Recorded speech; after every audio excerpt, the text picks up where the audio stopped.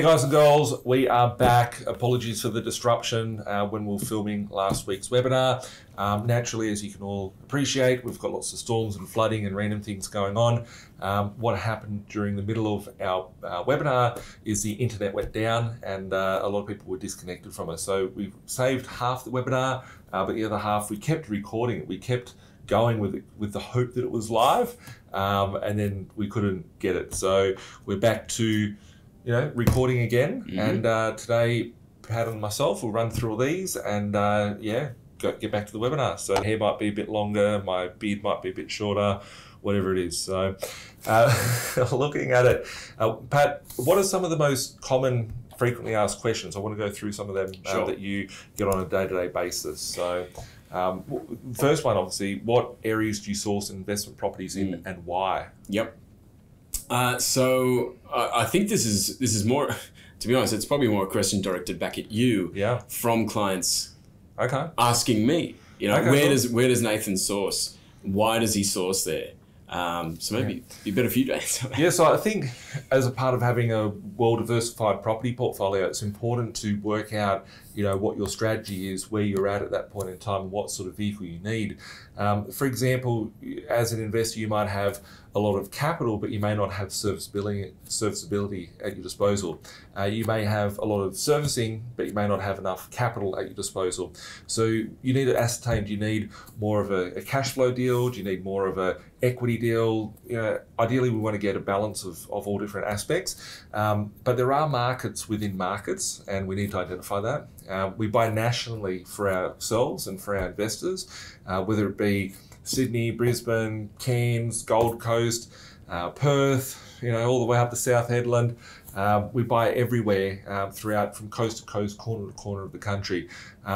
We have very specific parameters of what we buy, the price of what we buy, and we like to buy based on value. So everything that I buy, I'm buying based on, where is the value coming from? Is it below rebuild cost? Is it below other properties that are sold recently? Is it below market value? Can we pull equity out? All those things need to play in place. So we've had some investors which can't service, and probably one of the biggest questions we get is, how can I start servicing? I don't think it's in the slide deck, but how do I service? The bank won't let me borrow any more money. So we quite often have this hurdle to overcome, and we're like, okay, well, if we can get you an extra 20 grand, an extra 40 grand a year, then you'll be able to service. So for example, I used the example beforehand of a place in South Headland. We picked up something for someone for 50 grand, 60 grand, rents for $400 a week. That property now has just been revalued at 180,000 in recent sales on the block. So that property has tripled in value within a year. Previous sales are selling for 500-600 beforehand. At 200 grand, I would not be buying that because I see better value throughout the country. But on the day when we were able to purchase that property and acquire the asset, we picked it up for 50, 60 grand. There was a couple we got there. I know one of them just revalued for 180, another one for 175 as well. So a good pool of comparable revaluations there. Renting for $400 a week, that thing there, someone's paying $60,000 and they're getting $400 a week income. There is some expenses, council strata, all that sort of stuff. But reality is that when the bank looks at that person's file, they've got 50 grand, 60 grand worth of debt, which is really irrelevant, but they've got now an extra 20 grand worth of income. If you have to go and work hard and earn an extra 20 grand to provide to the bank, that could take you forever and may seem like a mountainous work, but we've used that asset in order to be able to unlock your servicing so that we can go back and acquire more assets. So the question that I ask is that you wouldn't be able to find a property in Sydney for 50 grand that rents for $400 a week, but you could find a property in Sydney for 300 grand that used to sell for 450,000 in 2022. We're picking up properties that are still 100 grand below what they were selling for 5 years ago. And the rent may not be the greatest cash flow, but you could go back and pull out equity of $100,000 and use that equity to go and move forward. So not all property markets, to answer the question, not all property markets move linear. There is markets within markets, and they're counter-cyclical markets as well.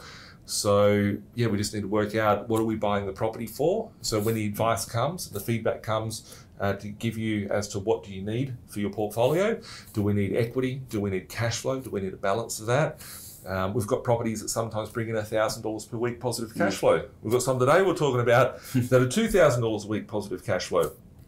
But looking at those properties, they might be great on the cash flow side of things, but you won't be going back and pulling out equity. You might even have to buy them cash. So that's where it's important to work out. Everybody's position is different. Everybody's starting point is different. And the vehicle in order to get there is very, very important.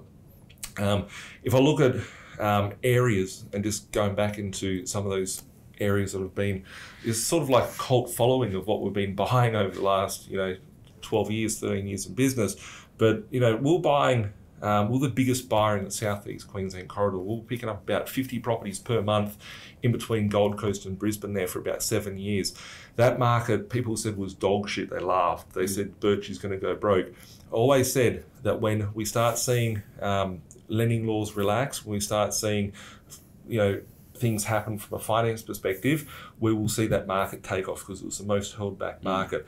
What we've seen in the last 24 months, 12 months, 24 months is a lot of properties in the Gold Coast and Brisbane have doubled, gone up 50%, gone up 80%, gone up 100% in that period of time. So actually a lot of our owners, the stuff that we bought, like townhouses for 150, 200 grand, they're now going for 450, 500K. So some of these properties have almost tripled in value in a period of 3, 4, 5 years. That market today, I wouldn't be paying $500,000 to buy in the Gold Coast and Brisbane for those things that we're paying for 150, 200 beforehand. But there is other markets that are out there that do have the same characteristics that the Gold Coast and Brisbane had going back 3 years, 5 years, 7 years, 10 years ago. So it's important to work out, what's the right property you need for your strategy to get you from where you are today onto the next stage. So there is not one size that fits all. It's all, that's right. I find as well that some people come to us with the preconceived notion that, I want to buy in this area. And it could be anywhere. It could be the Gold Coast or Sydney. They want to buy there because it's a hot market, quote unquote. So what are your thoughts on the whole hot market thing? Like, there seems to be an expectation to come to a buyer's agency, for example, and they'll get a bargain in a hot market, as opposed to buying. Yeah, you can, but opposed to what I'm observing is basically having knowledge about different areas, knowing where it's going, getting in before the hockey stick, upward curve. Not many people have hundreds of properties. Not many investors out there have more than 6 properties in their portfolio. I just hung up the phone before we came in here, a guy that got 28 in a year. He's probably watching this. I know he was watching it before it got cut off. The strategy is very important. As an investor, I don't go chase the hottest thing that's out there. And probably the easiest way to explain it is if we look at Bitcoin. Right? Let's just go back to Bitcoin for a minute. Bitcoin, as of today, I don't know, it could be worth like 60 grand, could be worth 50 grand, could be worth 90 grand. But it's around 53 grand at the moment. That thing there was $90,000 a couple of months ago. People were calling me up saying, Birchie, I'm going to get into crypto. I know our investors, right? I can't control everybody's position. We lead everyone to where they need to be. People ask me, how do people screw themselves up with investing? And that's without having solid foundations, right? They get caught up with the next big hot fad, right? Oh, I'm going to add a granny flat. I'm going to do this. I'm going to do that. I know we've talked about this beforehand. Lots of clients, maybe, I don't know, 5%, but 5% over thousands of people is a lot of people have got, oh, wow, Bitcoin's going up. Let's pull out equity. And I know people that pulled out equity, 100 grand equity, 150 grand equity, and gone, oh, I'm not going to buy my next property. They've got a system that's working. They're buying a property, putting 50K in, they're pulling out 50 grand equity, they're buying the next property, and it might be boring, right? They're like, oh, fuck, Bitcoin has gone up from 50 grand to 100 grand. I could throw 100 grand in and go to 200 grand. I've got a year off work. It all sounds great. Problem is those people that have pulled out the equity and done that, the equity's worth half and they've still got the debt that's attached to it. So be very, very careful with what assets you're buying. I love Bitcoin, I love cryptocurrency, but I got into crypto when it was $500 at Bitcoin. So when I'm looking at Bitcoin, right, 2 years ago you could buy Bitcoin at $3,000 a coin. And it's gone up to $90,000. Why did everybody come in at $90,000 and go, oh, it's a great buy? It's because it's gone up. It's stupid, right? At $3,000, when it's dog shit, people are pissing on it saying it's going to go broke, which it can't go broke because it's not something to go broke. People laughed at it, and that's when I want to go pick it up. So my role is a contrarian investor. I want to pick up things when no one wants to touch it. I'm not going to buy into the hype. So yes, you can go buy into the Gold Coast today. You can go into Brisbane. We still pick up maybe 2, 3, 4, 5 properties. We just did one right before podcast today. A property that sold for $309,000 4 years ago, we picked up for $316 today. So 5 years has passed, and it's in the city of Brisbane. So deals are still out there, but the reality of it is that I don't want to get caught up in the heated markets. That's not my game. Yep. I'm not out there trying to punt. I'm not out there trying to speculate. I'm out there looking for value. I'm looking for when people are turning away. That's where the money's made. You're picking up stuff when everyone's laughing at it, and that's the opportunity just there. So yeah, nice. I buy in any market. As I said, still buying in the hot market, but very limited. I suppose there's an element of time there as well. If you're only going to focus on hot markets, or a preconceived notion that there's only one market that you think is good, a well-suited market for you, you're going to be waiting a long time to find that deal that you've been waiting for all that time. You're adding your emotions. You're becoming a gambler. How many times have you over the years been at the pub or seen a mate or seen someone at the pokey area or something like, oh, just one more bet, go get some more cash and throw in the pokey, right? They're going for the quick win, the quick hit. I'm an investor. I'm looking at strategy. I'm playing the long game here. I want to buy things of value because I'm going to be holding them for myself, my kids, my grandkids, my great-grandkids, and that's something that's very important. What is your investment strategy? You're looking for a quick buck. There's probably better ways to go and do it. Property's probably not the best thing for you. Probably 80% of people that buy property do get burnt from it, and we see that from the properties that we're buying, and we're seeing that people paid more money or the same money 10 years ago, 15 years ago, and we're picking them up cheaper today. We're buying it at someone else's expense, right? And those people that are trying to speculate have all been there, right? And when they get the opportunity to go, oh, I'll sell it and get my money back, right? That's the opportunity. So, yeah. So next slide. How long will it take me to get my passive income goal? I guess with this one here, we need to sort of reverse engineer where it is that you're trying to go to. Is your passive income goal getting $10 a year? Is it getting $100 a week? Is it getting $1,000 a week? Is it getting $100,000 a year? Once you have that end figure in sight, then you can sort of reverse engineer what it is that you need to do. So I always talk to people, I think the average sort of income everyone should be looking at is sort of getting $100,000 a year passive. And then it's, how much is $100,000 a year passive? $100,000 a year is $2,000 per week. At the moment, if someone's earning $2,000 a week, they have to get out of bed, go and work, earn that money. But if you can find an asset that's going to produce that income for you, then that's it. We've got a couple on the boil at the moment. What's that? Got a couple of them on the cards at the moment. Yeah. And I think, if you want $2,000 a week and the average rent's $300 a week, you need 7 properties at $300 a week. That's $2,100 a week. It's about $109,000 a year. Just reverse engineering. So how do you get 7 properties? You can buy 7, work hard, pay them off, which I don't think it's a smart idea when if you've got $1 million worth of debt and you're paying 3% interest, which is less than inflation, and then you have to pay 30% tax on top, right? If you go and look at all the most expensive, wealthiest companies around the world, whether it be Google, Amazon, fucking Netflix, Apple, Tesla, whatever, they all have shitloads of cash in the bank, but they also have shitloads of debt. They can pay off that debt overnight, but they don't want to use their capital. They're reserving it to make moves when they can. So paying out debt, you're losing money from tax, you're losing money from inflation.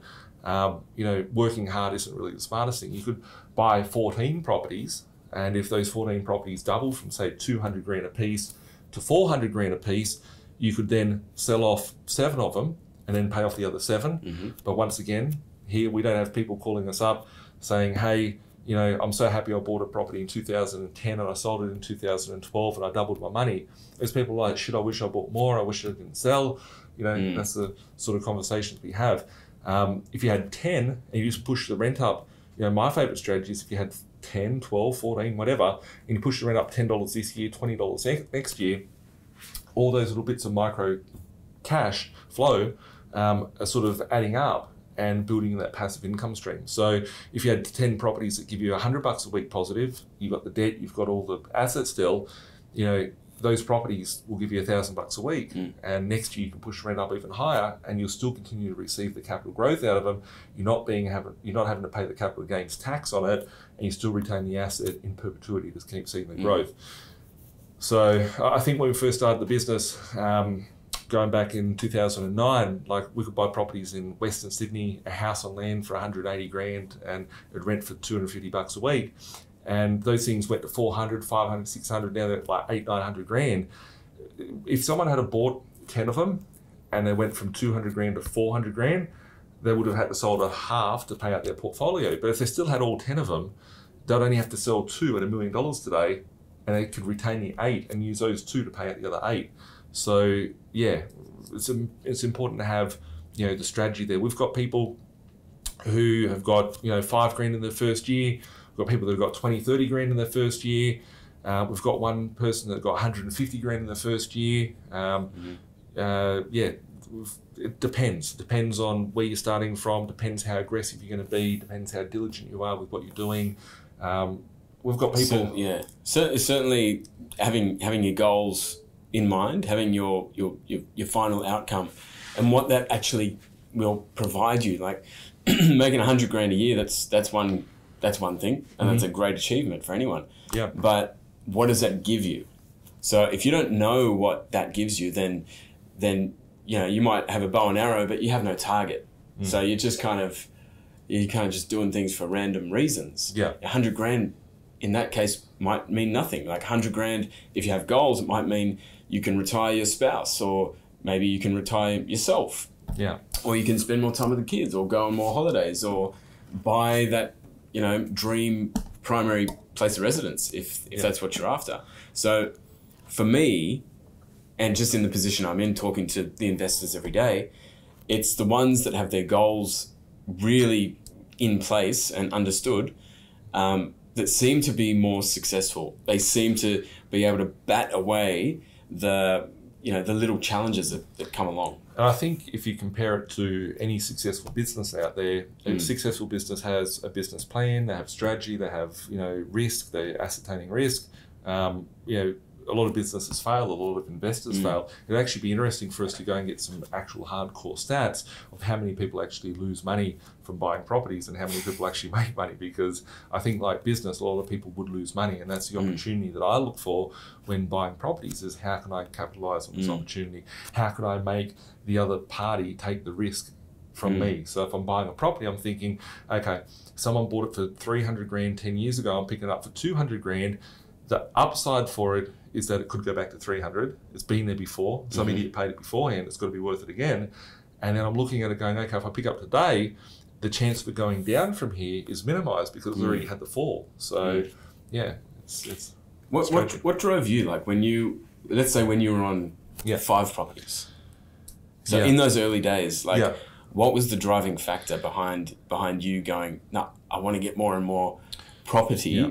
Like what was it behind the accumulation of property that like was the driving factor? That's a good question. I hated my job so much, right? I fucking hated work. Like it was so bad, and it wasn't something I wanted to go and, you know, spend the next 40 years of my life doing. So I thought I had a goal between the age of 18, which really started at 13, that I got excited by property and worked out a strategy.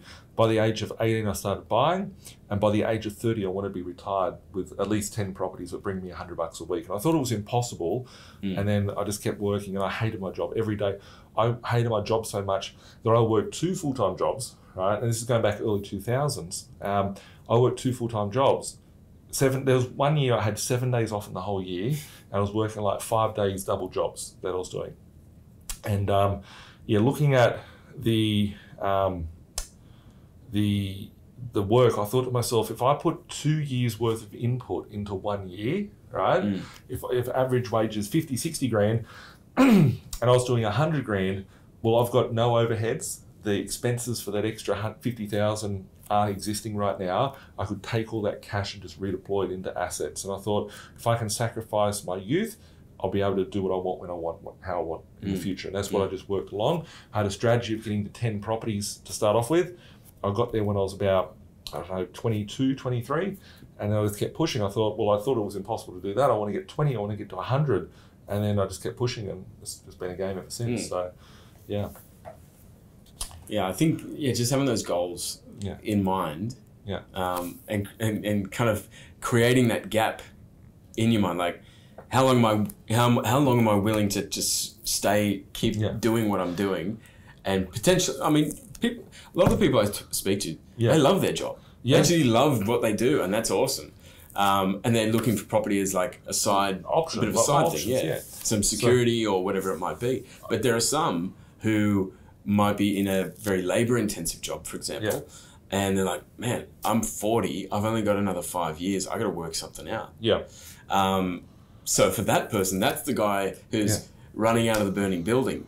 You know, he's got no option. He's running, so he's driven. Whereas you get other people that are like, I don't know, a little fat kid who's running up to the ice cream truck. As soon as he gets tired, he's just going to stop. You know, it's like he's not that driven. He wants it, but it's too hard. I'm just going to stop doing it. So you need that drive. The passive income is just a natural consequence of your actions. That's right. But if you don't know what your actions are, you don't know where you're traveling to. Clarity, strategy, plan, roadmap. So everybody's goals are different, and there's no you know, speaking to people over the years, you know, some people don't want their missus to be working, some people don't want to be working, they want their missus to be working. Who knows, right? Some people just want to travel. Some people want to go and save koalas, right? Some people want to go and, you know, do humanitarian things. Some people want to be able to retire their parents. Some people just, you know, want to do it for the fun of it. Most people just don't want to work their job, and if they weren't, you know, if it wasn't for money, they wouldn't be doing their job that they're in. So that's the most important part to look at it. So it's clarifying that and sort of reverse engineering, you know, what steps you need to do in order to be able to get to that end goal. My favourite question to ask people is, if you weren't working, what would you be doing? You know, if you were able to make 100K passive income, what's that going to give you that you don't already have? So, and a lot of the time it's like, I haven't actually really thought about that, but like, it sounds like a good number. So, work it out. Working out what you need. What do you think separates a successful investor to a unsuccessful investor? What would be some of the things that you come across on a day-to-day basis?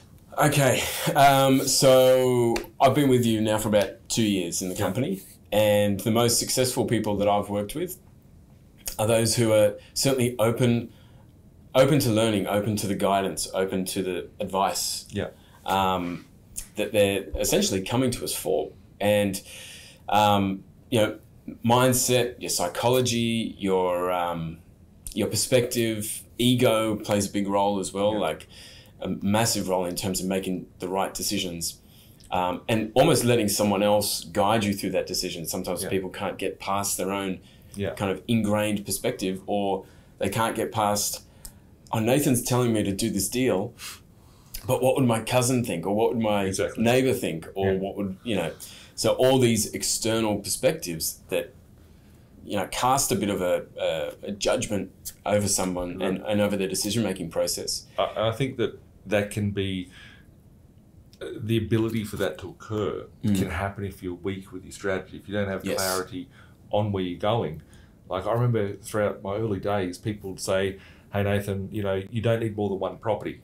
People would be saying, you know, why are you investing for? Or that's a bad area, or you should just have one good place instead of all these little shit ones and all this. And I'd listen to what they had to have to say, but then I'd put it into a filter and sort of calculate it, right?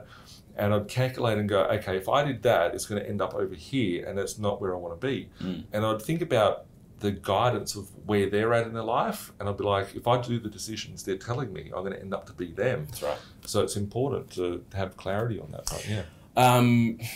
You know, what separates the successful ones from the not so is, look, to be honest, it really just comes down to understanding where you're going. People could go and do this themselves. Yeah, for sure. Of course they could. And there's people that do. And there's successful investors that go out and do it themselves. Absolutely. But if you're someone that doesn't necessarily have the time to do it, or the knowledge, or maybe the confidence to do it, those are the people that I find are, you know, follow the process, succeed, repeat the process, succeed. Might be a couple of challenges along the way, but that's what we're here for, to help you get past those. And I think, you know, emotion, that's probably the biggest thing that I think kills people, like whether it be having not a strong enough EQ. You can have your intellectual intelligence, but you can't have your emotional intelligence. People will get scared, people will get upset, people will go, nah, the tenant's done this, or you know, I haven't been paid rent, I'm 2 weeks behind, and they'll freak out. It's like, you're letting some tenant that didn't pay rent for 2 weeks. If you had a good process in place, who cares? Like, it'll come back via landlord insurance and stuff like that. You're letting some tenant dictate, that's a shit tenant, by the way, that's causing you whatever grief it is that's inside, is dictating your future worth and your future goals because you're concerned about that. So letting the emotions aside and having good processes, good procedures, good systems in place is very, very important. And yeah, just taking the action steps. I think a lot of people, you mentioned like a lot of people can do it themselves. They can, but they don't realize, you know, whether, you know, how finance plays out, right? People, the biggest thing that comes to us when people have already got 3 or 4 properties, is a stuck. People come to us when they're stuck. And they're like, I want to be like this person. It's like, well, you've gone and got yourself stuck, so you're not starting from the same point. They started with a clear road to go to. They're not coming to us with a stuck position. We can turn that around, but it does take longer in order to get there. So, yeah. On the next slide, mindset is a massive factor for success. We sort of talked about that. We all have the same sort of hours in the day. We all have 24 hours in a day. We all have 7 days in a week. We all have problems. And sort of carrying on to the last question, this last page, is we all have sort of the problems, but it's how we deal with them, I guess, and the way that we view them, and the way that we assess and the way that we assess risks. So what would you have to say about mindset of... Yeah. There are some people that come to us and they've already made their mind up. Yes, I want to invest. Yes, I want to take, come on board and take Nathan's advice. And then there are some that come on board and they love what we do. They love the idea of investing. But when it comes to pulling the trigger, they clam up, they get nervous, they don't end up doing anything. And then I speak to them in another 12 months, 18 months, or whatever it might be. And they, more often than not, they always say, oh, I wish I just did it. I wish I just did it then. And in some cases, now they're in a position where they can't do anything. Yeah. Which is actually a bit sad. Yeah. For that person. Yeah. So yeah, mindset, absolutely. Timing's crucial. Timing's, on that. Yeah. Like, not timing because it's a hot market or it's a soft market or we're waiting for a bad market. Timing. Let's say, for instance, you've got a couple, right? They've got 2 incomes, no kids, whatever. They wait 2 years, and in 2 years' time, they've now got a child. They've got 1 income. They don't service the bank. And I guess that takes us to the next slide. But very, very important, the timing. Like, if you've got the ability to make action, you should take that opportunity to make action, right? There's every time I send a property to one of my investors, I think to myself, okay, this deal's got 50 grand equity in it. It's going to bring $100 a week positive cash flow, whatever the case may be. I'm thinking to myself, okay, this person has the opportunity now to say yes or no to 50K. When I send out an email, it's like they're saying yes or no to 50K.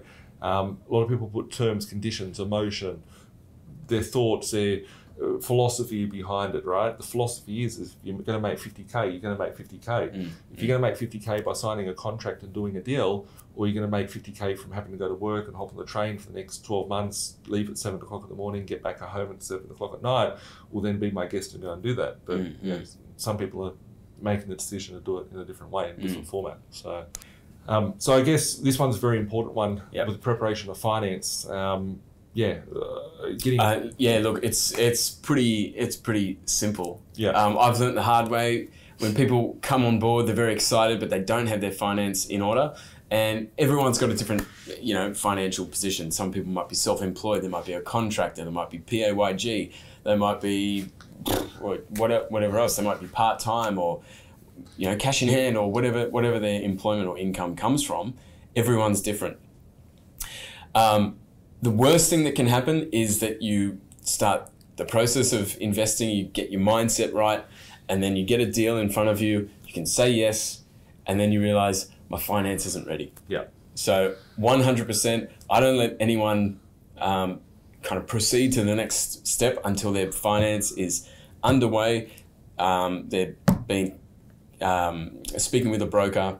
Yeah. Don't necessarily need a pre-approval. Yeah. But they certainly need to have their documents with a broker, ready to go, ready to pull the trigger, an idea of borrowing capacity, and being finance ready. I think some people might have the ability to get equity, right? So their property might be worth 50 grand or 100 grand more today, and then they go back 6 months later and they may not be able to get the equity out. The policy may change, the LVR might change, the servicing may change. If you have the ability to get 50 grand equity out, and I try to go from the day we settle the property, can we get equity? If we can't, we wait 3 months. We go back again, can we get the equity? No, we've got to wait another 3 months. A lot of people will be like, oh, I'll do it next year, right?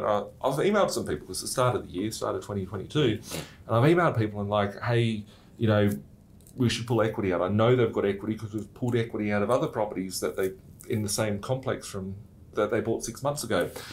And they could pull out 80 grand, 100 grand. And they go, oh, I'm going to wait till the end of the year, right? And at the end of the year, they're like, oh shit, I can't, I've lost my job, or something's gone wrong, or I can't do it, whatever the case may be. So I think that if you've got the ability to pull out 50K equity, that's a deposit for another property. How long would it take you to save 50 grand? If you're pulling out 50 grand and it's a 3% interest rate or a 4% interest rate, that's 1,500 or 2 grand a year in interest that you're paying for that. If you have to earn 50 grand and save it, you really have to earn 80 grand. Then you have to pay taxes. Then you've got the money. It might take you a year, it might take you 2 years, but what's the opportunity cost you in 2 years' time? 2 years ago, you could have bought double the amount of food you could for the money. You could have bought double the amount of car that you could have for the money. You could buy a lot more at Bunnings. You could buy a lot more at Big W, Kmart, Target, wherever you're going. The reality is that the opportunity cost of that capital, if you've got the ability to go get it, you should be getting it. And I think where a lot of people get stuck is that their brokers don't understand what their goals are. The brokers don't understand how to be able to make that happen. So, a lot of brokers will have their own personal vested interest as well. Sometimes we have to charge for the loans to happen, right? Because we don't get paid for the loans to happen. So someone has to pay for all the time, the staffing and all that. If we look at a lot of brokers out there, right, $1 million loan that they write, they get paid, I don't know, maybe say 6 grand, 7 grand for writing that loan. For an individual loan, let's say the person goes to buy 5 properties for 200 grand a piece, that broker then has to write 5 lots of the same amount of work. So 5 times the amount of work at 200, 200, 200, 200, 200. Plus, if they have to pull the equity out, they have to go back and pull out 1, 2, 3, 4 lots of equity. They might be writing 5, 6, 7, 8, 9 loans in order to get to the same amount. But the reality is that the broker has to do more work, but the broker will sort of guide and trap people into, fix the interest rate for 2 years. They're protecting their commissions. All different things that happen. So very, very important to make sure that your team is on the same page, make sure that your broker's on the same page, make sure that you've got someone good when it comes to finance. And that gives us a little plug. If you need help with a good broker, you can flick us an email at the email address below, which is admin@binvested.com.au, and we'll put you in contact with one of our Zinger Finance brokers. So I guess this one's a big one that you come across on randomly, which I never think about because I just know I've got a strategy that works, and if something doesn't work, I always look for the best way to overcome that strategy. A lot of people, that you come across on a day-to-day basis, they hear stuff from their parents, their grandparents, their uncles, their aunties, and all that sort of stuff. What would you have to? Look. What would you have to say about that? Again, I don't know. I've said it 100 times, but it really is a mindset thing. Like, people do get advice from family and friends. So, and these people, they have the best intentions. Yeah. So, but they hear it 100 times, and they might hear it once from Nathan. So all of a sudden, they hear it 100 times over here. So this is the majority. The parents, the friends, like, I heard that there's going to be a property crash. I've seen it on Daily Mail. I've seen it on Channel 7. I've seen it from Koshi, the fucking idiot. That's right. And then you hear it once from Nathan. Yeah. Or someone else in the B.Invested team, if you're in the B.Invested team. And all of a sudden, that is the minority piece of information. So now it seems obscure. But the really important thing to understand is that if you're following the crowd, your chances of picking up like a hot deal. Let's say your Auntie Sue, She says, you should buy on the Gold Coast. I hear it's a hot market. Yeah. Right? Well, okay, Auntie Sue, I'm going to like trail through realestate.com probably every night for the next 6 months until I find a deal. And then all of a sudden the market's completely out of reach. Yeah. And you've just wasted 6 months, and stress and overwhelm and all these different things start playing on your mind. So the point being, the important thing here is that this also links back with another question before. The most successful people that I work with are those that are open to a strategy that they haven't thought of. Where's the value otherwise? Yeah. I heard something the other day, and it says that when you're around people, you should listen instead of talking, right? Because if you talk, you're only saying what you know, right? If you listen, you might learn something new, right?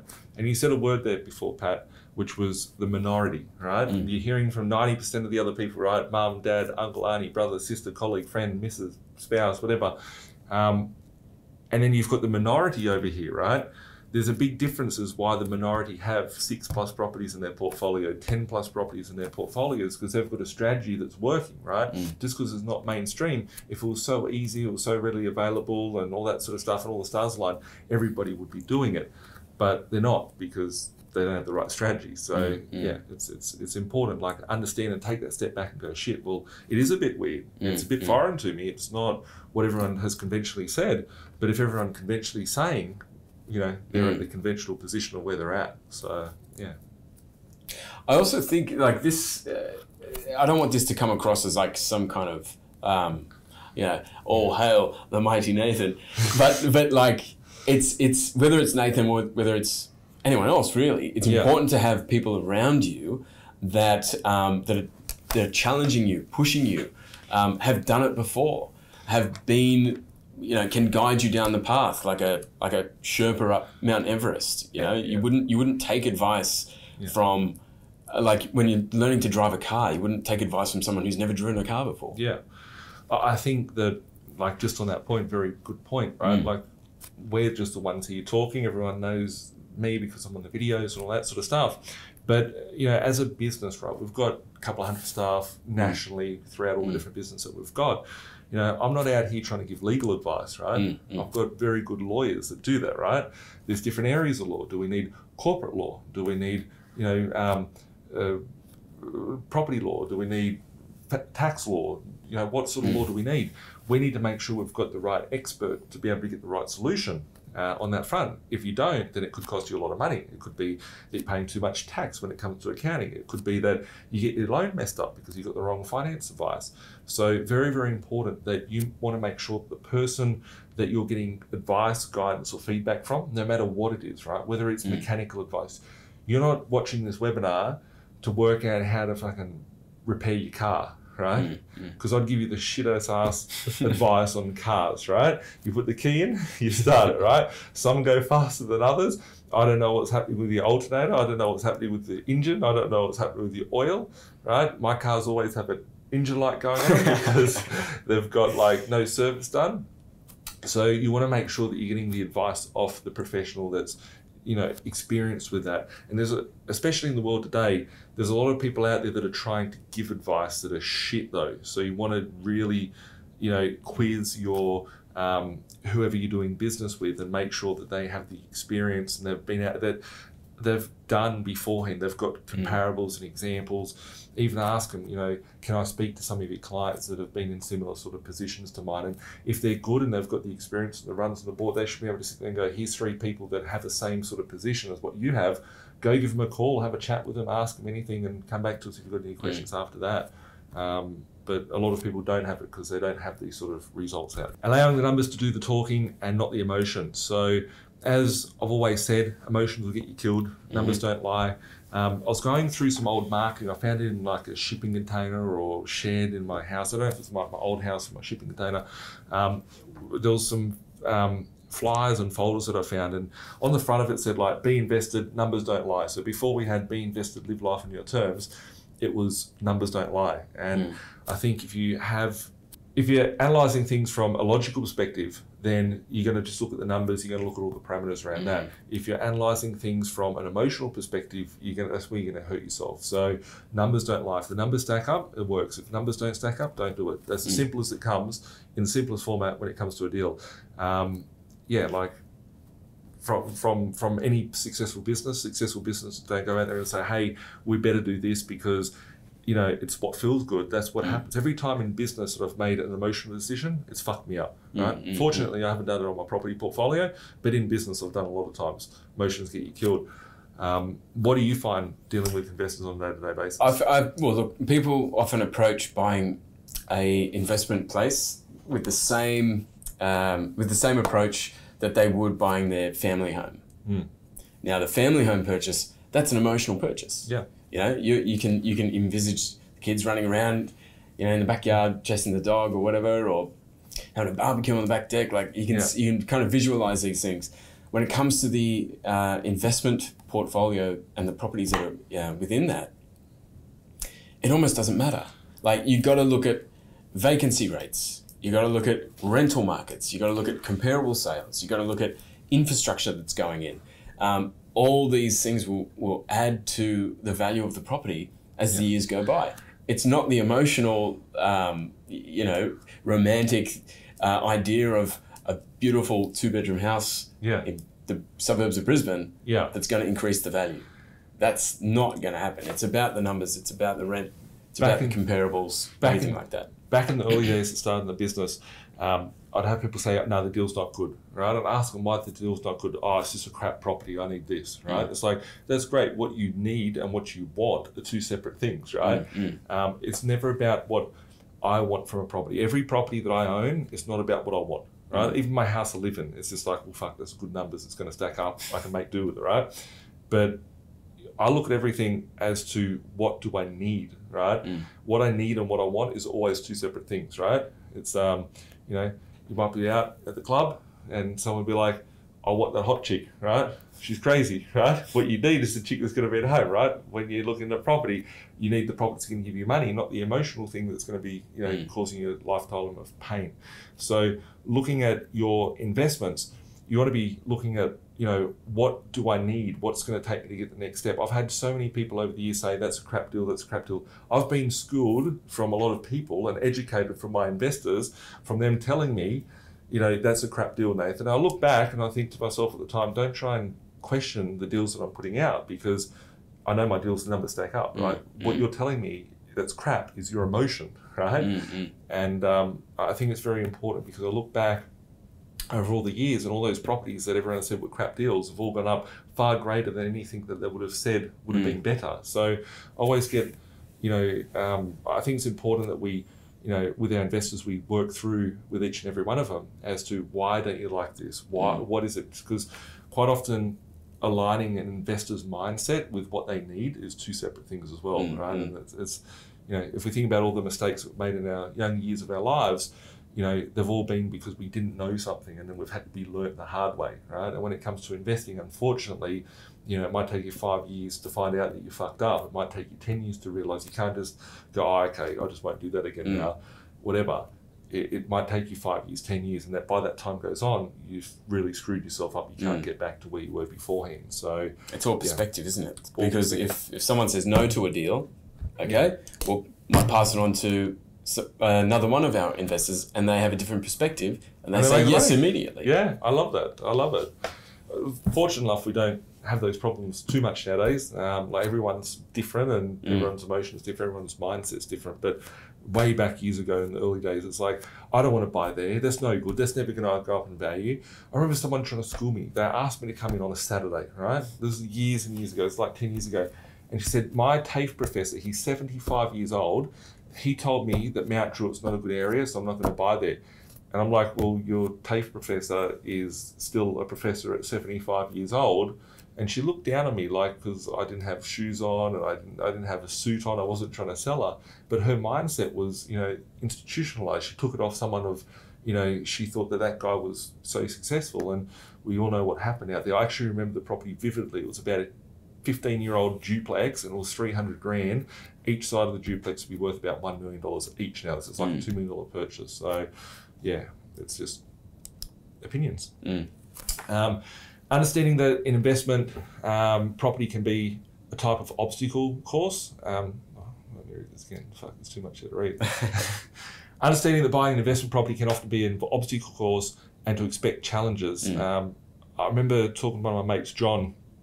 He's into electronics, and he said, Nathan, nothing worthwhile in life is ever easy, right? So good things, take challenges to be able to overcome. And I think a lot of people we've seen over the years, they're kind of looking for a problem, and then you go, well, see, that's a problem there, right? And there's always going to be a problem, whether it be my first property that I had. My first property, 248 grand, out in Western Sydney, termites in the roof collapsed. I'd renovated it and the roof collapsed on it, right?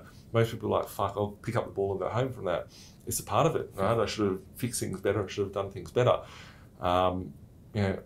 We said beforehand, people, like I had a client, one of Gemma's clients, had a tenant. He bought a property for $140,000, and the tenant hadn't paid rent for like 2 weeks. It was a little bit behind. The property's now worth about $250,000. I told the guy to buy more properties. He didn't want to do anything until the tenant caught up with their rent. They're not behind. They can't get kicked out because they're just like 2 weeks behind, right? But he's hanging on the fact of that tenant. He wants all the stars to align at the right time for him to be able to go buy 10 properties. He had like $500,000 in his bank account. He could have bought all these opportunities, and we know the client, but he was too fearful of something that was, holding him back. If a property is going to be vacant for 3 weeks, you need to plan for that. If a tenant doesn't, pay rent, you need to make sure you've got a buffer in place. If you have some repairs on a property, you want to make sure you've got 5-10 grand as buffer there to cover for those repairs. Whatever the problem is, you always want to try and minimize that risk. And I think looking back and what's given me the confidence, people go, oh, it's okay for you to say, Nathan, you've been doing this for ages or whatever the case may be. I didn't start off this, right? Like I've had to grow, I've had to change, I've had to learn, I've had to look at the opportunity cost, I've had to, all the deals that I'm pissed off about over the years, the deals that I never did, right? They're the ones that I didn't do. It's so it's some people might get rejected from a loan. How many people do you know that have been rejected from a loan and they go, oh, that's the end of the world? It's like, well, that's fine. You didn't get your loan, so you're saying I'm going to go back to my job now and deal with it. It's like there's 300 lenders in the country. Let's go find another lender that's going to be playing ball. What do you need to do to improve yourself to get the bank to like you better? There's the sort of things you need to be having the conversations with you at. You may buy a property today and you may not get the equity out within a week. You might have to wait 3 months. Well, what do we need to do? It's only 3 months. Well, let's wait 3 months. But people get so caught up on that, and they're like, nah, it's all fucked. Anything you want to add to that? No, look, nothing much else to add other than, sometimes, like what you touched on is I suppose, after settlement challenges that come up. But often I'm working with people that are kind of pre-settlement challenges. So stuff like when you enter into a contract and something as small as it might take 2 weeks for the vendor to sign and exchange the deal. Some people just freak out and they're like, oh, the deal's gone. Like, can we look for another one? Like, no. Good away. You just hang in there. It's okay. Like they might be fighting about it. They may be, especially in the market today. Don't know. That's right. Especially in the market today, where someone might have an agent in the ear saying you're selling it too cheap. It might be whatever it is as an obstacle. Could even be the bank coming back with exceptions. So the bank can be super frustrating, and sometimes it's the broker that gets cops it. So always be nice to your broker, but the bank might come back with 10 exceptions, but they might come back with 1 exception at a time. Please provide your most recent payslip. Okay, there you go. 2 days later, something else. Okay, there you go. 2 days later, something else. So the bank and what they need these days is quite detailed, and that can get time consuming. It can get frustrating. And then you've got things like building and pest reports. Sometimes they come back, and even the nicest property. Sometimes that doesn't look great on a report, but that's that guy's job. That guy's job is to look under every single nook and cranny. You're paying someone to tell me everything that's wrong with this. Don't sugarcoat it.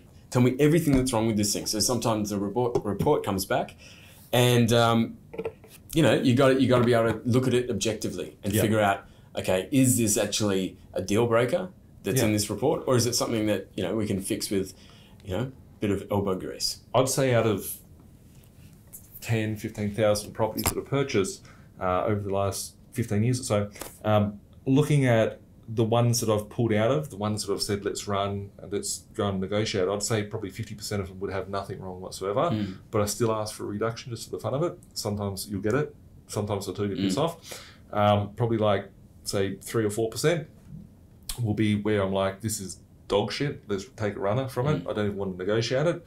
And say, 25% of them, which are nothing too major, but we'll just go in there and ask for a few thousand off.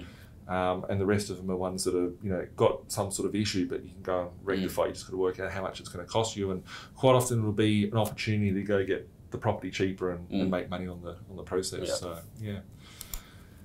5 investment property shakeups to sabotage your progress to financial freedom. I guess the first one is fixing the loans, right? That's the biggest one that I see out there. Do you want to go on about that? Look, it's pretty self-explanatory, really, but I think it comes down to having the right people in your corner, having the right brokers, yes, having people that understand what you want to do. You might have a great broker, but if they don't understand what you want to do, they might think, we're going to fix his loan, give him a great interest rate, and that'll be awesome, but that's going to stuff you up. You get a 2.5% interest rate, 2.5 instead of 2.65. And now you're stuck for the next 2 years and you can't pull out your equity. You might have a broker that's going to deliberately try and sabotage you, because that means that you can't take the loan elsewhere. And that means the broker's commission. So if your broker has suggested to you to fix your interest rate for 2 years, there's a very specific reason for that. And you should be questioning, and that's when the alarm bells off, right? So if you're using a mortgage broker and the broker says, hey, do you want to fix your loan for 2 years? And if they try and push that envelope, you should be very wary of their advice, because their advice then is for them to protect themselves. If they're a good broker, they should be able to have the confidence in themselves to go, look, these guys will keep needing to use me. If you're using just a sloppy broker, they'll be saying, fix the interest rate for 2 years. The reason being is that when you do that, you can't refinance your loan out. They can't lose their commission. So a couple other things that you should be looking at is cross-collateralization as well as fixing them. But if you're fixing a mortgage, you've locked that loan in. You can't sell it without paying a break fee. You can't refinance it without paying a break fee. It's very difficult to pull equity. You can only pull equity if you're using that bank. If the bank says we can't service for you, the bank says that you they don't see the equity in the property, you have to take it to another bank, and that will cost you a break. So fixing your loans could be good for a sleep at night factor if you're fearful of the market going up. If you're sold on fear, if you're sold by your broker, fixed loans might be great. Realise that when you're doing a fixed loan, you're taking a bet against the bank, right? The bank have a lot more power, a lot more research, a lot more knowledge, a lot more whatever. If they're fixing the rate, they know that they're going to make the money back over the period of 2 years, 3 years, 5 years. So, are you going to be paying more which way? That's the question. Poor mindset. I guess having a poor mindset will make you have unnecessarily sort of mistakes and whatnot. It comes down to decision making, really. A poor mindset will lead to a bad decision making process. Yeah. Like if you're in a bad mindset, and forget property for a moment, but if you're having a bad day, someone says, I'm having a bad day, I need to go have a beer, and that might lead to 3 beers, that might lead to 8 beers. And then you might get behind the wheel of a car, I don't know, but that's all these decisions leading to a really bad decision, which started with a poor mindset. So you got to be able to regulate your mindset and the way that you're thinking if you're presented with a challenge. So that's super important. It's not just, I know we're talking a lot about mindset and having the right mindset.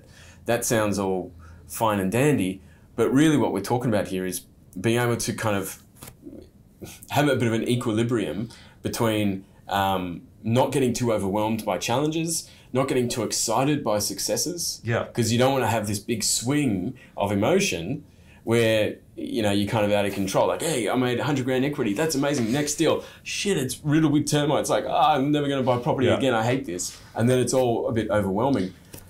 try and learn how to regulate your emotions. Like, you're doing this, it's a serious thing that you're doing. So be conscious of the mindset, be conscious of the decisions and how you make decisions. And also, every decision in your life has gotten you to the place that you are in. So if you're not happy with the place that you're in, it's because of your decision-making process. Exactly. And I think poor mindset takes us over to our next one, right? Is self-managing your tenants. Like why would you ever do that? But a poor mindset could be a scarcity mindset too, right? So a poor mindset could be, I don't want to pay for a lawyer, I don't want to pay for a buyer's agent, I don't want to pay for a property manager, whatever the case may be. But those people, you need to make sure that they're going to earn their money from what they do. So, as a business, you go and look at our websites, you go look at certain things. I'm not out there trying to go, okay, I can save on making a website, I can make the website myself. We can all go to wix.com or whatever it is, where you can get the free template and you get your website loaded up. But that's not going to be the right website for my business. So, looking at it, you need to use your skill sets wisely. I learned this very, very early on, and I would take annual leave to go and do renovations on a property. And when I'd do the renovations on my property, I'd be sitting there painting. I'm like, spilling paint on myself, hurting myself, whatever. I'm thinking to myself, fuck, if I could go to work, earn $2,000 this week, I could spend that $2,000 on paying a painter to do a job. I can sit on my cushy job in my desk doing an email or something, and I could pay someone else to paint the place. So having a poor mindset, they can hold you back. I realized very early on, I'm not a tradie. I don't want to profess to be a tradie. If I'm selling my time as a tradie, I'm taking my skill set away from the fact that I'm a negotiator, I'm an investor, I'm making decisions. So, very, very important to make sure that, you've got the mindset right, to not be too scarce, like from a scarcity perspective, on a poor man's mindset, basically. I grew up in a family with a poor man's mindset, and I was always trying to minus things and trying to save things and cut every corner that I could. Self-managing your tenants is the worst one that you could do. If it costs you $20 per week to pay your property manager, you want to make sure that your property manager is a good property manager. Most people are not a debt collector. Most people are not a lawyer. Most people aren't a counsellor. Tenants will tell you stories. My dog died, my kid's sick, whatever the case may be. People will tell you bullshit. People will tell you lies. I'm going to do this, I'm going to do that. It's better to have the middle person to be able to negotiate that and be able to, step in there to back bat for you. And of all the properties that we buy per month, it could be 100 properties, could be 150, could be 50, could be whatever properties. We do see a lot of people that have self-managed their properties. They cause problems. The tenants that are in there, they're paying lower rent. A good property manager might be getting you $320 per week, but the older tenant might have been there for 10 years, is getting $200 or $220. They go, oh, he's a good tenant, leave the rent there. He's a good tenant because he's taking the piss out of you and you're giving him $100 per week. $100 cheaper in rent is much more than the $20 that you'd be paying a property manager to push that into the right direction. The biggest thing is there's legislation, there's code, there's certain things that come and are involved with managing properties, and managing yourself, it's the biggest recipe for disaster. So yeah, that's just my 2 cents on that. Waiting for the perfect property. A lot of people are thinking out there, I'll wait for the market gets better, I'll wait for the prices to crash, I'll wait for interest rates to go up. There's always something. I remember at the start of Corona, everyone was saying, I'll wait until the property prices crash. What happened? The market doubled because people didn't realise the action of cheap interest rates, stimulating the economy, pouring all this money in. This made the market. It wasn't because the market is so great. It's because there was this Ponzi scheme of all this cheap cash entering the market, which caused the market to go up. So if you're waiting for the market to go down, you're waiting for all these certain things to happen, there is no right time to make it happen. And I think a lot of people will be like, I want to wait till I get the right property. I want to have a house. I don't want to have a townhouse. I want to have a unit. I want to do this. I want to do that. The way I see it is, if I'm buying a property and I'm making 50 grand on that property, I'm saying yes or no to 50 grand by buying that property. If that 50 grand came in $1 coins, $100 notes, 5-cent pieces, who gives a shit? It's still 50 grand. A lot of people will add their emotion, once getting back to the emotion part, and say, well, I'm waiting for the perfect property. I want to make sure that it's going to be a house. I want to make sure it's going to do this. 50 grand is 50 grand. If it's $100 notes, great. If it's 5-cent pieces, cool, right? It's still 50 grand. Analyze your deals like that. Don't wait for the perfect sort of storm. Yeah. And I don't think everyone, I was thinking about this beforehand, right? Like people that are waiting for the perfect time, they're not really cut out for being an investor. They're going to be that emotional person that's going to lose out or whatever. So, you know, investing isn't for everybody. So do realize that may not be the right thing for you. So absolutely. Yeah. We still need tenants. So yeah, we don't want everyone buying property.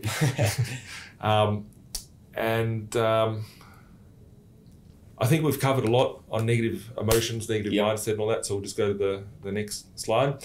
Common property investment advice that you should ignore. I guess thinking about it like other people's opinions, you know, we need to see where they're at. It's not so much that other people's opinions are completely wrong. Yeah. It's just I suppose I have a thought that, or a perspective that, why would I listen to somebody who hasn't done it before? Yeah. And some people say, like in this slide, some people say you shouldn't buy investment properties because of X, Y, and Z reasons, times, interest rates, this, that, the other. Yeah. So they say don't buy investment properties, but they don't have any goals of their own. They don't have any strategy of their own. Yeah. They haven't done anything like this before. So they are trying to protect you, perhaps, if it's a loved one or a family member or something, from maybe making a mistake that they are fearful of making themselves. I always think about it, right? Like when I talk about listen to what people, like people listen to things that people that haven't got what they want. So I guess I remember I had this tradie once, right? And every day he was like, he's literally an alcoholic, right? I mean, he's always drunk, right? And I had to cut ties with him because he was just too like bad, right? And I remember this guy, he had a divorce and his life was shit and all this sort of stuff. And I don't know, you'd be sitting at the pub having a chat to him. And you'd go, oh, you know, my girlfriend at the time, whatever, she'd been a bitch or something, right? And in the feedback which would come from this negative tradie, right? His position, he's a pissed off guy, his missus left him, all this sorts of stuff. He goes, fuck it, mate, don't worry, right? Don't be with it, just break up with it, tell her to go, right? Whatever. And if I could take that advice, what's going to happen? I'll be him, right? Because that's where he's at, right? I could go down to, I don't know, the local church across the road here and go and chat to someone with a happily successful marriage and be like, oh, you know, things are bad at home. You'd be like, well, look, all relationships take time to work on, blah, blah, blah. There's two different people with two different mindsets, right? One's got a successful marriage, one's pissed off, you know, drunken at the pub and looking for the next fight. So where do you take your advice from? That's the person you're going to become. So I think it's very, very important. It doesn't matter if it's financial advice, health advice, you know, I'm not here giving you PT advice, or I'm not giving people health advice. I'm not unfit, but I'm just not the fittest guy out there. I'll leave that to the experts, right? You wouldn't go, I saw this sign in a takeaway shop once, and it said, the guy was pretty fat. It says, you don't trust the skinny chef, right? Because the skinny chef won't eat their own food, right? So you wouldn't take health advice from the chef that's, you know, big. You wouldn't be taking, you know, it's how you look at it. Looking at rental yield, like I know, you know, quite often people will focus specifically on one side of the equation. You need to have a balance of cash flow, equity, growth. And I think some people will just come and say, well, I need to get retired. I need 50 grand a year. Give me the property that's going to give me $50 a week positive cash flow. If you're starting out, you're 30 years old, 20 years old, 18 years old, and you're buying your first property, cash flow necessarily isn't the most important part. The most important part is that you've got the equity so you can buy the second one. So you really need to work out, you know, people will focus on rental yield, but they might need growth, they might need equity, they might need a balance. So yeah, I think that's one of the slides there. Some people are surprised when we present them something and it's got all three, but it's more often than not that it does. It's quite obvious that you know, it's below market value compared to other sales, and it's obviously, you know, it might have a tenant in there. It's bringing you $100 in the pocket every week. Like, people are surprised when there's, you know, all three of these factors in one property, which is pretty cool. It's important to have all three. Finding a hotspot. We certainly touched on this. You know, hotspot. It's what that tells me is that it's cooked. It's done. Data. When the data says that the place has gone up, it's already too late. So you don't want to be looking for the next hotspot, because, like, if we look back in Sydney, if we look at Penrith or we look at Campbelltown, I don't think Penrith or Campbelltown have outperformed each other, right? I don't think Kellyville or Campbelltown has outperformed. One might have gone from 1 million to 2 million, but something from 400 has gone to 800. So they've all gone up in comparison. So I'm not a fan of trying to speculate on the market on that. You become more of a speculator at that point. Worked for me, so it will work for you. So I think what that's saying is basically focus on your own position. Everyone is coming from somewhere, unique. Everyone's got different priorities in life. Someone who's invested before might have had a great time and been able to buy 10 properties, but they may be single. Yeah. You might be a married guy with 3 kids under 4, and that's me, by the way. And, servicing might be somewhat of a challenge. And so not everyone's position is the same. Yeah. And you can't compare yourself to other people either. Yeah. Last year, last week, next year, 5 years' time, 5 years ago, like the markets were different, times were different, people were different, all of that. Strategy stays the same no matter what, right? Macca's, you go to Macca's, the Big Mac, it's $10 now, $15 now, whatever. It's gone up in value, right? Every time I go past one, I don't go there too often nowadays, but I see the price and I just keep an eye out, right, on the price. And it's become more like a fun thing. It's like, what's gone up in value on the menu? Even though the burger's gone up, even though the cost of the staff wages have gone up, the business is still fundamental. It's got a strategy there. The business has a business plan. It keeps working along that. No matter what happens with the price of beef, what happens with the price of pickles, what happens with the price of wages, strategy is very, very important. I guess, talking about these sort of things, people will want to know, what can I do today? What's been happening recently? So I thought we'd put a few little slides here of some recent deals from 2021 of investors that have been able to buy properties and what those properties look like, and also properties that are currently available in 2022. So this property here is a really cool one. It looks like shit. It's like don't sell it too hard. Yeah, don't sell it. And this, when I send these deals out to investors, this is how I'd say it. It's like, it's fucking nothing sexy. This thing here's got bars on the windows downstairs. We've got, it's just a blonde brick unit. It's a 1-bedroom unit. It's 10 k's from Sydney CBD. We paid $388,000 for it. Current market value with recent sales and other properties in the market, I think there's even a valuation on it at $475,000 on valuation. So that person made $90,000 for buying that property. It rents for $300 a week, rents a little bit shit. However, the property just made $90,000, and that rent used to be like $400 per week. Yeah. Well, look, and it's typical of Sydney properties as well. We're not buying it for a cash flow reason, really. We're typically going into Sydney for a balance of, the whole portfolio should have a balance of equity and cash flow. This is a blue chip property. It's 10 k's from Sydney CBD. Typically, we're going into Sydney to try and harvest that equity portion for our portfolio. So, and this all happened, I think that he settled in maybe August or September. Yeah. And the equity was pulled in maybe December or January. These are Pat's investors' deals. These are deals that Pat's clients have done last year, in the last few months actually. So, a few things here, like the rents in Sydney are a bit low, $300 per week. If that goes to $400 per week, interest rate might go down by 0.5%. That thing will be positive cash flow, right? So it's fairly neutral, I'd say, at the current rate, but nothing sexy on the cash flow. This one here is a really cool one. This is about a 10-year-old unit. They were selling for $319,000 going back 10 years ago, brand new off the plan. So if some poor bastard got caught up taking hotspotting advice, getting caught up in emotions, whatever, they would have bought this thing going, it's pretty, the glossy brochure told me it's good, it's new, low risk, whatever. It was selling for $319,000. We picked it up for $207,000 10 years later. That person's held that property for 10 years. And at the time that we came in, we can see that the property's new. We're buying a new asset that's below what the cost of it would be to build.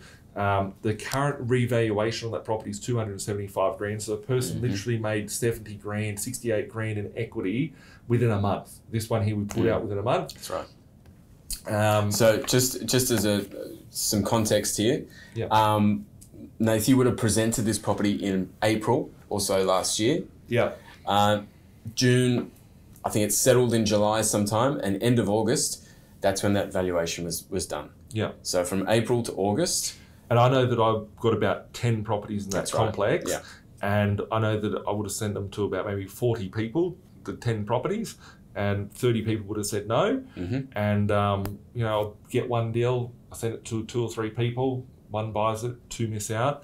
And the people that said no, they pissed 68,000 in equity up against the wall because of whatever the story was on their shoulder, like whether they may not have had clarity on why they were buying it or whatever. And by the way, yeah, this was listed. I think this was listed at like 210 or 215. Yeah. So that they list these things, and yeah, we might pick it up at a bit below asking price. But another big thing that people come to me with is, hey Pat, Nathan said that he's going to buy me under market value stuff. Yeah. It's listed for 210. You're giving it to me for 207. It's only $3,000 below market value. I didn't have to pay you the 13 grand, and then I could get it for yeah, that's right. Save 10 grand on it. So it's only $3,000 below market value. Like, I don't see the value here, but it's the agent isn't the one who determines the asking price is not the value. That's so right. Where value laid it comes from a lot of different areas. So here's another great example of this. This property here.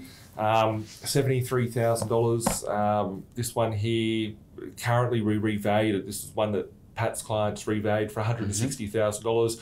Rent on it's $425 a week. This complex actually that got renewed. The rent, this was, we put these together last week. That rent I think is now up to $485. $485. Wow, it just keeps going up. 73 grand. This thing here used to rent for $1,600 a week and used to sell for 600 grand. And we bought this thing to help boost the cash flow for the investor. There will be a point where this property will go to 500,000, and it could be in a year, it could be in 2 years. This is only 6 months, right? It's doubled.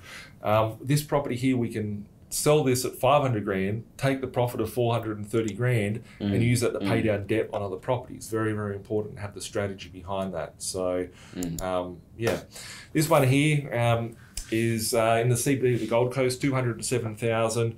Revalued for 320, so 113 grand in equity in it straight away. We've been buying in the Gold Coast there for the last 8 years, 9 years. Picked these things up as low as 150 grand back in the day, but literally at the time of us picking this up, the agent that was selling it was like, I sold the last one for 190, 210 sounds right. We list it for 210, I come in, pick it up for 207. There's 20, 30 other people out there wanting to pay 250, 260 for the thing. We revalue it straight away because there's nothing in this area of under 300 grand. It comes in at 320. So, yeah, good growth, good cash flow.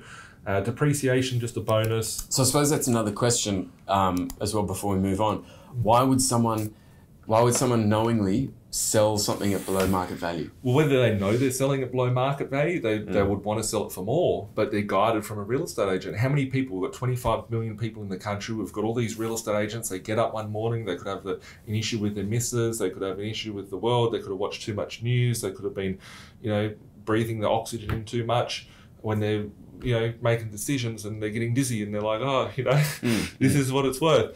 That property there, if we were to put a Ford Raptor, right, which was my car, right? I bought my Ford Raptor for $74,000 and I just sold it for $73,000. I put it up, I was just happy to get my money back. It was great, right? Problem is my new car was delayed, so I'm driving a shitty Great Wall at the moment.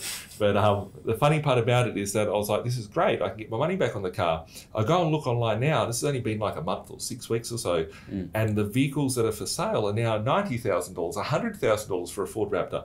So my value, I was happy with that, right? If we asked everybody here to do a poll and say, how much is a Ford Raptor worth? Someone might say 50 grand, someone might say 80 grand.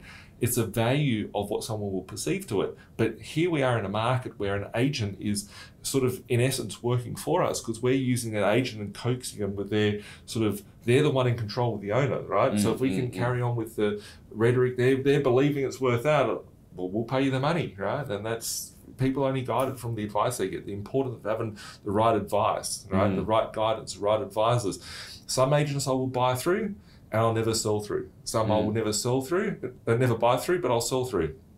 It's important to know what is a good deal. The only reason why I know the value of this is because I have all the data, because I'm looking at other properties constantly in these markets, and I've seen them over the years, and I know when to pull out good data, and that's great buying. So I knew something the agent didn't know, and this is like the agent's local area. Right? The agent lives here. I don't. Right? It's funny. Here we are looking at a property in Parramatta in Sydney. Purchase price $405,000, revalued for $475, 70 grand equity up. This thing here rents for $400 per week. It's modern, depreciation. Previous sales in the block have been $500,000, $510. It's very, very cheap sort of deal. So Sydney stock, you can still get deals out there. The thing I like about a lot of these properties, right, is we look at them.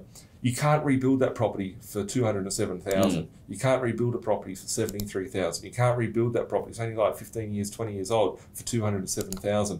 This one here, you'd be hard pressed to build in Sydney for $405,000. So we're buying them, and inflation is very hot. But yeah, I guess we've covered this a little bit just a little while ago. But does location really matter when building a property portfolio that's positive? There's different times when you need a different property, a different vehicle to get you to that end goal. And markets don't all go up at one level. Some markets might be going up today. Some markets might be coming down. There is markets in this country that are selling for less than were 5 years ago, right? Yeah, I don't think it's a yes or no question. Does location really matter? It's probably a factor when you're making the decision in terms of analysing risk or whatever it might be.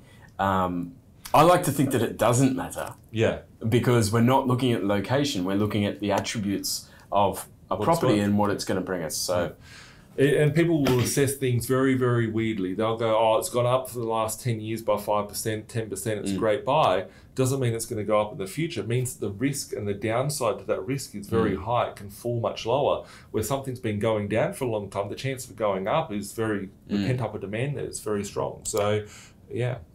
And the importance of finance and what you need to consider. I think we covered that just briefly beforehand. But the type of property you buy, the ability to go get the equity out. Like if you can only do one property every 3 years, in 10 years' time you're going to do 3 properties. If you can do 3 properties in 1 year, then and reproduce that every year, you'll end up with 30 properties in 10 years. So the result is very, very important, but the finance is very crucial. Make sure you structure your finance right. Mortgage brokers are great. I encourage everyone to use a mortgage broker. They're much better than a bank because one bank won't be able to build you a large portfolio. You're going to have to use multiple banks on your journey. But having a mortgage broker that understands how to structure your loans, how to get you there safely, 90% of brokers will get you screwed halfway along the way because you can't get the money back out. So very, very important. And just covering off on some current properties that are available. So I want to share with you guys on these webinars just some of the things that I'm working on a monthly basis when I do these webinars. So I'll chuck some of these in on an ongoing basis. So if you do like the sort of deals that I share, it gives you a bit of motivation and a little bit of property porn that people are like, I want to do a deal like this. So that gives you a bit of encouragement to save up because there's still cool stuff out there. I'll be sharing this exclusively with you guys each sort of month when we do these. If you do want to learn more information about it or get some more information, reach out to Pat, reach out to your investor relations manager, and I'll share some information with you shortly. But here we are looking at a property here, $115,000. You can't, I just talked about my Ford Ranger, right? You can buy a Ford Ute secondhand for the price of a property here, $115,000. The net rent after all expenses is $180 per week in your pocket. So there's no strata fees, there's no insurances to pay, there's no water rates, there's no repairs. There's a 30-year lease on this actually. Interesting, very interesting deal, this one. But so literally, some people talk about putting their money into the bank and they go, well, I'll put $100 grand into a fixed term account and you get paid 0.5% for it. Stupid. Here we are, you can put $100 grand into this and get yourself like a 8-9% net yield in your pocket each week. And you've also got the asset that will be continuing to go up in inflation. So I think with this one, if you just held it for 30 years, you buy it today for 115 grand, you hold it for 30 years, you'll end up getting about 300 grand in rent over 30 years on the property. 300 grand a year, 300 grand in 30 years, you still got the asset. You still got the asset, unlike your money in the bank. So if you don't like it, you can sell it at any point and get out. And this property here is now gone, but it was here when we were doing this the other day. Purchase price is $2.5 million. This is a block of 20 units that is off market. This is in a very boom area, like it's it would be comparable to the Gold Coast and Brisbane going back for the last few years. It's a market that's just starting to take off. In a blue chip location, one street back from the water, blue chip location. I can't even explain how great a location this is. This is a good block of 20 units, so it works out to be about 125,000 per unit. Each unit's worth about 175 minimum. The cheapest property for sale in this suburb is actually 200,000. So let's say if it was 200 grand, it'd be $4 million, but I've just put here 3.5. Rent on it currently is $5,000 per week. They're about $250 each per week. They should be at $300 to $320 each. So should be getting around that $6 grand a week. If someone was to buy that with a loan on the whole amount, after all expenses, they'll be getting about $100,000 a year passive income. So that property, if someone had the foundation portfolio set up correctly, then they could set up the foundation portfolio, go and buy a property like this, earn themselves 100 grand per year. So people go, oh, I need to have this, that, the next thing, whatever. We look at stuff like this, 125 grand. This is foundation property territory. So you start off with these sort of things, just like playing Monopoly, and these sort of properties build you to get to where you want to be. This one here, 125 grand. The cheapest property for sale at the moment is 180,000. Rent for 240 per week. That's one of those sort of properties like Pat had with his clients that he bought. They're able to pull out equity and be able to go again. Looking at this property here, $140,000 for a townhouse. Previous sales in there have been up around 300, 350 going back 5 years ago. This is one of those suppressed markets. Again, 140 grand. You can't build a 2-bedroom villa for 140 grand. Here we have one. Current market value around 180,000. Rent for 240 per week. So if you have any questions, you can contact Patrick or one of our investor relations managers. Email us at admin@binvested.com.au. Call us 1300 367 925. Yeah, we'll catch up soon. Thanks a lot for watching. Thanks a lot for being a part of the community. If you need help on any sort of aspect, reach out to us. You know where we're at. Now you know who Patrick is. We've heard a little bit from him today. And thanks a lot for all that you do, Pat, and helping our investors. Cool, guys. See ya.